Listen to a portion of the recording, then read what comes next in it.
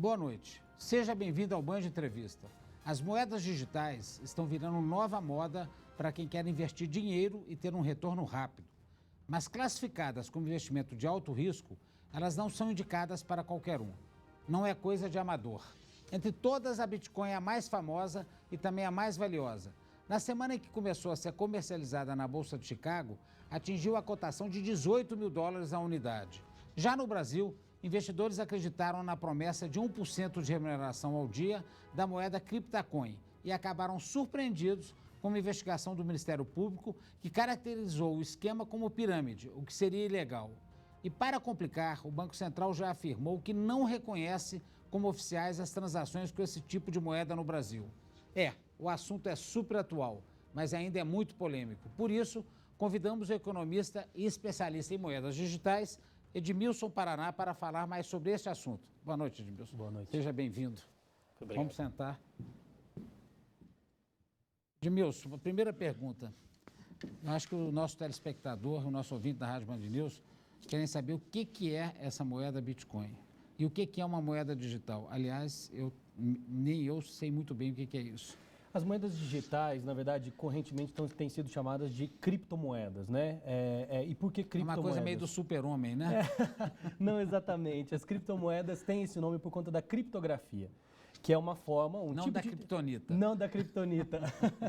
É uma forma, um tipo de tecnologia que garante com que as transações realizadas nessas moedas sejam feitas de maneira anônima e segura, por meio de criptografia, que é um modo de proteger a identidade de quem realiza essas transações. O Bitcoin é a mais famosa dessas criptomoedas. Isso deve ser muito bom para os políticos, né?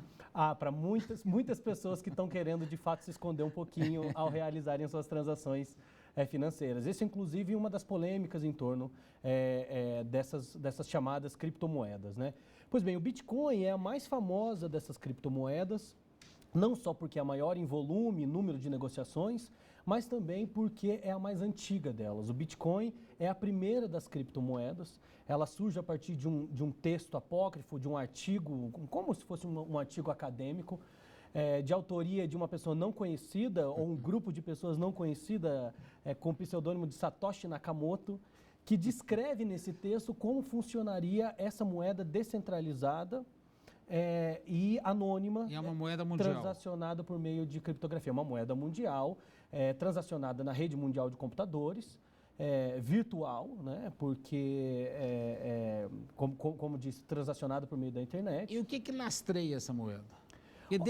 Desde a Idade Média, quando se começou de alguma forma, a fazer o papel moeda, ou mesmo as moedas, e você tinha a Europa, por exemplo, dividida em diversos pequenos países, a moeda que surgia nesses países, ela surgia lastreada por algum tipo de coisa, ou por ouro, ou por prata, ou por algum outro metal, de alguma forma. Ou existiram moedas na Idade Média que eram lastreadas por cabeças de gado, por número de galinhas, número de porcos. Como é que funciona? Onde vem o lastro dessa moeda? Essa é uma pergunta muito interessante, porque desde então o sistema monetário evoluiu bastante e se transformou ao longo da história, né? Hoje as moedas não são lastreadas por nada, a não ser o poder do Estado e da sociedade que garanta com que aquele dinheiro, aquela unidade de conta seja trocada por qualquer outro bem, serviço ou produto, né? E isso é um elemento muito fundamental da importância das moedas realmente existentes, né? Por meio delas que a gente pode... Ela é uma forma universal de representação da riqueza e um veículo por meio do qual a gente pode comprar e trocar todos os produtos. Acontece que o Bitcoin não é absolutamente nada disso, porque não tem nenhum tipo de autoridade central, nenhum tipo de poder social que a garante como tal. E ninguém regula isso. Não há regulação e, portanto, desde esse ponto de vista, não há que se falar num lastro dessa moeda de forma alguma, né? Mas tão menos um poder político, social, uma crença social que garante com que ela seja transacionada universalmente como o dinheiro corrente é.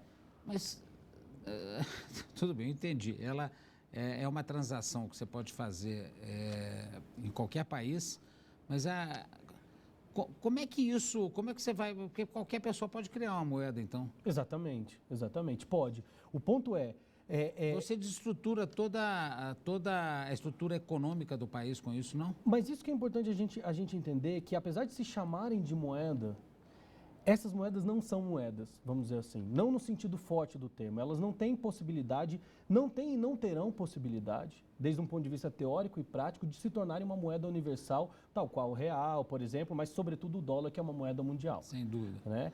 Portanto, elas não são moedas. E essa é uma primeira confusão que a gente precisa debelar aqui, que é a ideia de que isso pode, de fato, se tornar uma moeda no sentido forte do termo como a gente conhece. O que é uma moeda? Né? Uma moeda é aquela que é uma unidade de conta, ou seja, ela denomina todos os preços da economia, salários, lucros, rendas.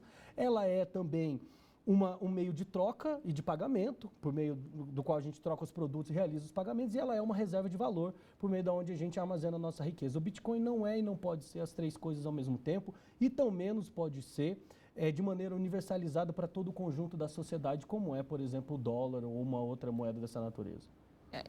E como é que você consegue dar credibilidade e confiança para isso? E também uma outra pergunta. Se você tem R$1, você tem o valor equivalente a R$1, seja em dólar, seja em euro, seja em libra. O Bitcoin, quando começou a ser comercializado na Bolsa de Chicago, ele valeu um Bitcoin $18.000. Isso. Como é que você pode ter uma moeda que em um momento pode valer $18.000 e poderia ter se iniciado essa comercialização valendo $7.000, por exemplo? Nada impede. Certamente. E esse é, de fato, um dos grandes problemas por trás do Bitcoin e o que impede ele, uma das razões, dentre outras, que impede ele de se tornar uma moeda, como eu estava dizendo, a sua altíssima volatilidade. É muito difícil, por exemplo, imaginar que a gente vai poder comprar roupa, ir na padaria com uma moeda que daqui a 2 horas... daqui a 5 horas, ela pode perder todo o valor, pode perder metade do valor. Sem dúvida. Aconteceu isso com o Bitcoin. Em alguns dias, o Bitcoin chegou a perder metade do seu valor em um único dia. Imagina você receber o seu salário nessa, muitas aspas, moeda. Você recebeu o seu salário hoje, amanhã ele vale metade. Então, você vai à padaria com o valor que você compra 10 pãezinhos. Você chegou na padaria, como ela é uma moeda que vem por meio digital, ela pode chegar na padaria e comprar 2 pãezinhos. Ou muito mais, ou a padaria inteira. Ou então comprar a padaria inteira.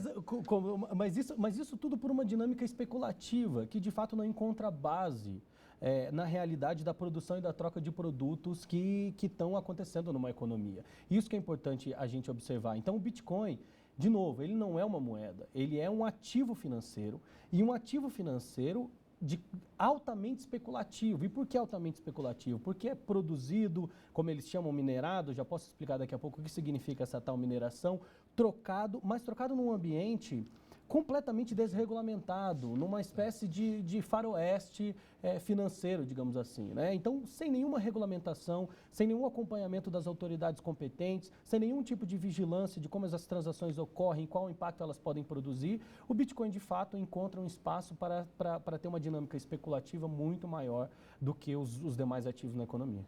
Professor, nós vamos fazer um rápido intervalo e voltamos para a gente tentar entender melhor o que é isso. Ok. Agora a gente faz um breve intervalo e volta daqui a pouco. Não saia daí, eu espero você.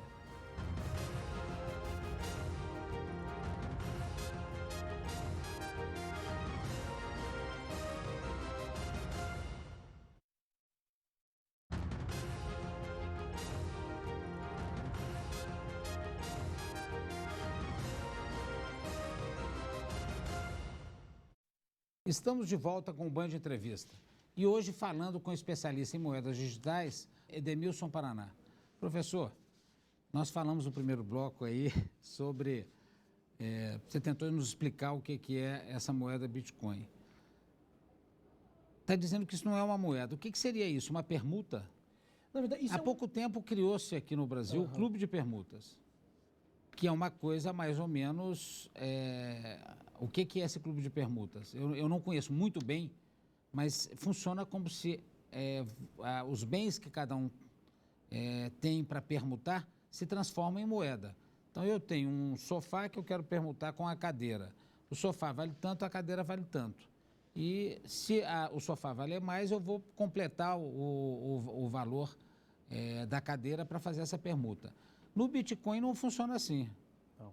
O Bitcoin é um ativo financeiro, mas um ativo Mas de onde que vem esse ativo financeiro? Exatamente, de um tipo muito especial de ativo financeiro, porque na verdade o que é caracterizado como valor do Bitcoin é unicamente aquilo que as pessoas estão dispostas a pagar por ele. E por que o Bitcoin passa a chamar atenção e passa a ter pessoas de alguma forma valorizando e dispostas a pagar algo por ele? Porque o Bitcoin é uma forma anônima, descentralizada, não controlada e não regulada de realização de transações num ambiente importante, onde a gente sabe que são realizadas várias transações econômicas, como a internet. Em 2011, surgiu um tipo de mercado paralelo e ilegal chamado Silk Road. Sim. A Silk Road, em tradução simples, que é uma rota da seda, vendia uma série de produtos Algumas ilícitos. pessoas foram, inclusive, presas por causa disso. E isso, né? a Silk Road foi desligada, aquele que supostamente era o seu responsável foi preso, teve investigação do FBI, etc, etc. A Silk Road foi um mercado paralelo, onde era o mercado negro, digamos assim, como se costuma chamar, um mercado onde eram transacionados produtos ilegais, drogas, enfim, exploração de trabalho sexual, tráfico de pessoas, coisas pavorosas. E isso tinha que ser realizado de uma forma anônima. E como você realiza isso de forma anônima? Se não por meio de uma moeda anônima e criptografada como o Bitcoin. A partir daí, você passa, com o crescimento da Silk Road, desse tipo de mercado paralelo, a atrair uma série de pessoas que estão interessadas em obter e ter essa moeda. Ela serve também para uma série de outras atividades ilícitas. Ela, para ter essa moeda, ela tem que pagar para ter essa moeda? Ela troca essa moeda. Pelo dinheiro, Isso, seja... ela pode trocar essa moeda por algum dólar, tipo de euro, real? Isso, exatamente. Ela troca essa moeda diretamente por algum tipo de serviço. Ela troca essa moeda por uma quantidade, né, de outra moeda, né? Por exemplo, o euro, o dólar, o real, o que seja. E a partir daí ela transaciona produtos. Então, no final das ambiente. contas, ela acaba tendo um lastro. Ela tem que ser. Porque se você trabalhar, fizer um serviço, como prestador de serviço de alguma coisa e quiser trocar pelo Bitcoin, o Bitcoin está lastreado pelo seu trabalho. Ela tem que inevitavelmente ser trocada em uma moeda universal. Ela precisa ser necessariamente trocada por uma moeda em que você pode utilizar para realizar sua riqueza de alguma maneira e para comprar os produtos que você precisa, porque você não pode fazer isso fora do ambiente da internet. Exclusivamente com Bitcoin. E como é que você determina o valor dela? Se ela vai valer $18 mil, ou $1.000, ou $5 mil, ou R$1.000? Isso é cotação de mercado, né? Por meio dos mercados onde essa moeda é transacionada, o montante de compra e venda diária a partir da sua demanda e sua oferta, esse preço é oferido diariamente nesses mercados que trocam Bitcoin por dólar, fundamentalmente, ou também Bitcoin por euro e outras moedas. O fato dessa moeda dar a oportunidade de um investidor, por exemplo, como falamos aí no início, de receber 1% ao dia, não faz com que... Você não traz um mercado muito esquisito para isso, não, porque você vai trazer ao mercado a possibilidade de tráfico de drogas, a possibilidade de prostituição, a possibilidade de tráfico de crianças e por aí vai. Olha, a gente precisa lembrar também que por meio do dinheiro de papel, muitos ilícitos ocorrem também. Sem dúvida. Então, essa não é digamos assim, algo que é exclusivo do Bitcoin ou desse tipo de moeda. Você é investidor no Bitcoin? Não, eu não sou investidor. Não, eu não sou investidor. E eu não recomendo que as pessoas sejam. E o que é a mineração da moeda? Então, esse é um dos aspectos técnicos de funcionamento da moeda, né? A moeda funciona da seguinte forma: descentralizada, encriptada, ou seja, protegida na sua identidade. Só que o que acontece? A moeda tem um livro central onde todas as negociações que ocorrem em Bitcoin, compra e venda da moeda, são armazenadas, registradas e apresentadas publicamente. E então, tem alguém que toma conta disso, né? É isso que nós vamos chegar lá para dizer sobre a mineração. Essas transações elas ficam ali ocorrendo e sendo compensadas por meio de um conjunto de computadores e processadores do mundo inteiro de maneira descentralizada. Quem são os mineradores? Os mineradores são aqueles que ajudam todo o conjunto da rede a compensar essas transações, a armazenar essas transações e colocarem ela nesse chamado livro, que é o ledger e que produz um bloco. Por isso que a tecnologia que está por trás do Bitcoin é chamada de blockchain. que a tradução do blockchain é uma corrente de blocos. Que são esses blocos? São históricos armazenados das transações que ocorreram em Bitcoin. Acontece que para isso você precisa de um enorme poder computacional. Imagina que são transações ocorrendo no mundo inteiro em tempo real. Você precisa de muitas pessoas processando essas informações. Como você processa ela? Você pega a transação, digamos, que eu e você realizou, e uma terceira pessoa vai lá no computador dela e oferece poder computacional para que essa transação seja compensada. Certo. Só que para fazer isso, de maneira anônima e criptografada, como a gente está dizendo, ela precisa resolver uma série de problemas matemáticos e de equações. Essas equações... Isso é complicadíssimo. Essas equações exigem um poder computacional enorme. Quando você oferece o seu poder computacional para a comunidade, né, para que essas transações sejam compensadas, você é um miner ou um minerador, aquele que está ajudando a comunidade a compensar as transações em Bitcoin, e para que você faça isso, você recebe um incentivo pecuniário, um incentivo em Bitcoin, que é um ou tantos Bitcoins, a depender de quantas transações você ajudou a compensar. Então você fica dando à sua máquina seu poder computacional. Isso que torna ela tão volátil. Não só, né? É mais um dos elementos, mas certamente não é o principal. Esse é um dos elementos que faz com que muito poder computacional seja dedicado a minerar esses bitcoins. Por exemplo, hoje você tem empresas e pessoas que têm salas inteiras, prédios inteiros com computadores 24 horas por dia minerando esses bitcoins, compensando essas transações para ser recompensado com uma determinada quantidade de bitcoins. Isso, por exemplo, gasta uma quantidade de energia imensa. Sem dúvida. Isso são pessoas absolutamente independentes ou são pessoas todas elas linkadas no mesmo... São pessoas independentes que podem fazer isso de maneira privada e independente, mas é preciso a gente entender como que se dá a economia política no interior da troca do Bitcoin hoje. Por exemplo, hoje o Bitcoin está girando em torno de 600... O Bitcoin não, todo o mercado das criptomoedas girando em torno de um valor de capitalização de cerca de 600 bilhões de dólares. Desse, perto de 400 bilhões é o valor só do Bitcoin, sendo 200 e poucos bilhões o valor das demais criptomoedas. No caso do Bitcoin em particular, 40% de toda essa riqueza está concentrada na mão de 1.000 indivíduos. Inclusive, há a preocupação... São os banqueiros do Bitcoin. São os grandes bilionários do Bitcoin, né? Há, inclusive, a preocupação de que esses 1.000 investidores, eles, de alguma forma, possam manipular o mercado, possam realizar movimentos conjuntos para manipular o preço do mercado. Né? Professor, vamos fazer mais um rápido intervalo e no próximo bloco eu quero que você continue nos explicando isso e também saber como é que é a questão de segurança da moeda. Ótimo.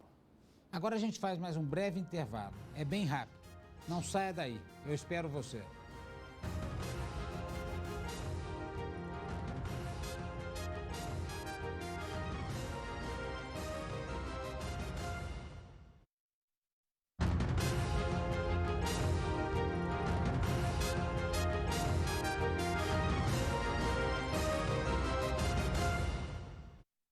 Estamos de volta com o Band Entrevista e hoje falando sobre moedas digitais. O nosso convidado é o professor Edmilson Paraná, especialista no assunto. Professor, você estava explicando aí que essa moeda, no final das contas, tem alguém no mundo, em algum lugar, que está, de alguma forma, manipulando isso. São essas 1.000 pessoas...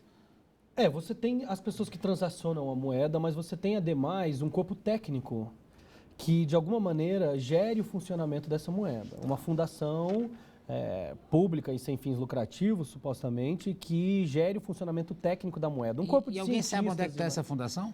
Essa fundação são pessoas, inclusive, conhecidas, que são de conhecimento do mercado, nem todas, mas você tem um cientista-chefe que coordena tecnicamente o funcionamento do Bitcoin, mas isso supostamente é realizado de maneira ampla, aberta, auditável por toda a comunidade, né? Então, o grande patrimônio, digamos assim, de quem compra e vende Bitcoin do ponto de vista técnico é ser parte dessa comunidade de desenvolvedores, de mineradores. Então, há todo um espírito de comunidade por trás de quem participa disso, naturalmente, né? E quais que são os mecanismos que você consegue fazer com que evite fraude, roubo e outros tipos de invasões das contas, por exemplo? Hoje nenhum.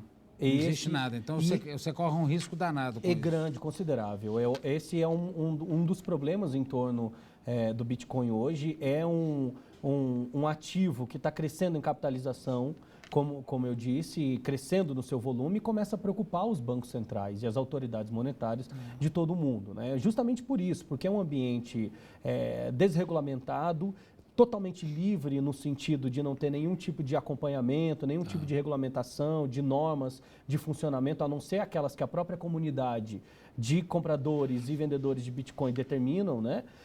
E isso, de fato, abre margem, junto com o seu caráter anônimo, que não é em si o problema, mas que certamente soma para tornar o ambiente um pouco mais difícil de ser mapeado pelas autoridades monetárias, torna um ambiente, sem dúvida alguma, arriscado e sujeito a um conjunto de ilícitos, fraudes, problemas. Você tem aí uma série de problemas técnicos, inclusive, bugs, enfim, coisas que estão acontecendo e que certamente geram impactos financeiros para aqueles que estão envolvidos nessas transações. E o que leva essas pessoas, esses investidores, a, sei lá, participar dessa roda do Bitcoin, sabendo de todos esses problemas? O bom e velho busca por ganho. Aventura. Ganho de curto prazo, né? Ganho Rápido. altíssimo de curto prazo. Esse é, não só no atual momento, mas já há alguns anos, um dos drives fundamentais da economia capitalista, né? E a gente tem visto, em particular, nos últimos 40 anos, com o processo aí de liberalização dos mercados, integração dos mercados, onde um conjunto de ideias que versavam basicamente de que o Estado tinha que sair dos mercados e não podiam regulamentar a atividade reguladora, etc., criaram um ambiente que muito tornou livre, né? muito favorável para a busca do ganho especulativo de curto prazo nas mais variadas formas, nos mais variados tipos de ativos. A gente viu pré-2008, por exemplo, quando isso aconteceu, com os chamados CDOs, os derivativos que redundaram aí, contribuíram para gerar a quebra de 2008, né? A grande crise de 2008. Então, o Bitcoin, ele não é causa desse processo, ele é uma consequência desse processo. Um processo, como eu disse, que nos últimos 40 anos vem fazendo encontrar duas grandes mudanças fundamentais. Primeiro, de um lado, a chamada financiarização das economias, onde o ganho financeiro se torna a direção do ganho econômico em sentido mais amplo, né? Ela passa a submeter a esfera produtiva aos seus desígnios, aos seus objetivos, às suas temporalidades, à sua racionalidade, essa financiarização, essa dominância financeira na economia como um todo, né, que é uma mudança estrutural importante. E, de outro lado, um processo que se encontra com o desenvolvimento das tecnologias da informação e da comunicação, as chamadas TICs, o que muita gente veio a chamar de sociedade da informação, informatização e etc. Então, o encontro dessas duas grandes mudanças sociais, estruturais mais amplas, de um lado a financiarização, de outro o desenvolvimento dessas tecnologias. A possibilidade do surgimento desse tipo de... Isso, como a internet, telefonia móvel, interconexão global. Então, de um lado você interconecta o mundo por meio da globalização, em altíssima velocidade, reconfigurando as fronteiras de espaço e de tempo. De outro, você liberaliza os mercados, integra esses mercados, retira a regulamentação e um conjunto de normas que regulavam o seu funcionamento. Você cria um cenário perfeito, claro, para que a busca de ganho especulativo de curtíssimo prazo encontre um terreno fértil para desenvolver nas mais variadas formas. De tal maneira que o Bitcoin, ele é mais uma dessas formas, e uma forma arquetípica, talvez, porque ela é mais desregulamentada, digamos, do que as demais, ela é mais selvagem, digamos assim, do que as demais, mas ela é certamente uma consequência desse processo que a gente já está vendo acontecer em várias outras dimensões da economia. Professor, olha, o nosso tempo está terminando, eu não sei se deu para o nosso telespectador, o nosso ouvinte da Band News entender bem o que é isso, podemos depois, numa outra oportunidade, voltar a esse assunto, mas eu agradeço muito a sua presença aqui no Band Entrevista e dizer o seguinte, apesar de toda essa explicação e de todas as coisas que eu li anteriormente, eu continuo com a sensação de que tem um pouco de pilantragem nisso. Eu estou errado ou não? Olha, lá no fundo você não está de todo errado, sabe? Eu acho que há um pouco de pilantragem em qualquer modelo de negócio. Sempre há aqueles que vão buscar tirar vantagem em cima dos demais, e aqueles que vão buscar realizar o negócio de maneira lícita. Significa que todo mundo tem que tomar cuidado. Isso significa que tem que tomar cuidado e prestar muita atenção do que se trata quando você coloca o seu dinheiro, né? Em especial num ativo tão especulativo como o Bitcoin, que hoje, certamente, como muita gente tem aventado, passa por um processo que cheira bolha, parece bolha e tem tudo para ser uma bolha especulativa, sem dúvida nenhuma. Professor, muito obrigado. O Band Entrevista de hoje fica por aqui. Muito obrigado pela sua audiência e companhia. A gente volta na próxima semana. Agora você fica com o Jornal da Band. Boa noite e aproveite o seu fim de semana.